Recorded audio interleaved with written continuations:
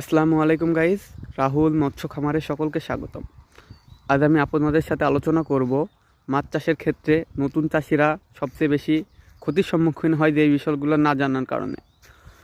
প্রথমত, নতুন চাষিরা অনেকেই ফেসবুক রিলস অথবা ইউটিউবের ভিডিও দেখে মনে করেন মাছ চাষ করলে লাভ হয়।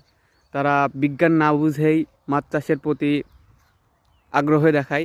এক্ষেত্রে দেখা যায় তারা মনে করে যে অধিক পোনা সমান অধিক লাভ। এটা সম্পূর্ণ ভুল একটি ধারণা।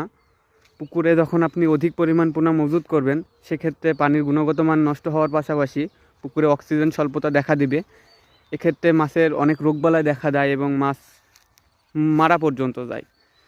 তাই মাছ চাষের ক্ষেত্রে আপনাকে অবশ্যই মনে রাখতে হবে যে আগে পানির গুণগত মান বৃদ্ধি বা পানির গুণাগুণ ঠিক করা এবং পানি পরীক্ষা করার পাশাপাশি তারপরে পুকুরে মাছ চাষ করা। এর পাশাপাশি আপনাকে মনে রাখতে হবে পানির গুণগত মান ঠিক রাখার পাশাপাশি আপনাকে পুকুরে খাবার দিতে হবে।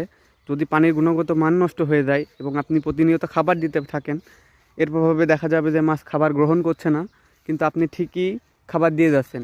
এতে খাবার পানির তলদেশে গিয়ে জমা হয় এবং আবার পানির গুণগত মান নষ্ট হয়।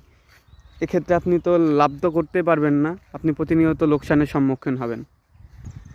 তাই আপনাদের মনে রাখা উচিত যে মাছ চাষের ক্ষেত্রে সবসময় 3টা জিনিস মনে রাখা উচিত।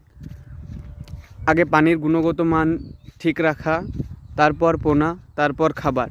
আপনি প্রতিনিয়ত যতই খাবার দেন না কেন, যদি পানির গুণগত মান ঠিক না থাকে এবং আপনি যদি সঠিক পোনা না পান, তাহলে আপনি কখনোই লাভবান হতে পারবেন না।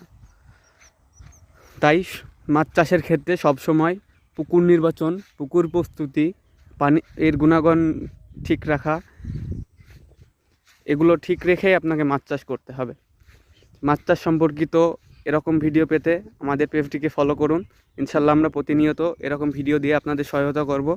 সকলে ভালো থাকবেন। আসসালামু আলাইকুম।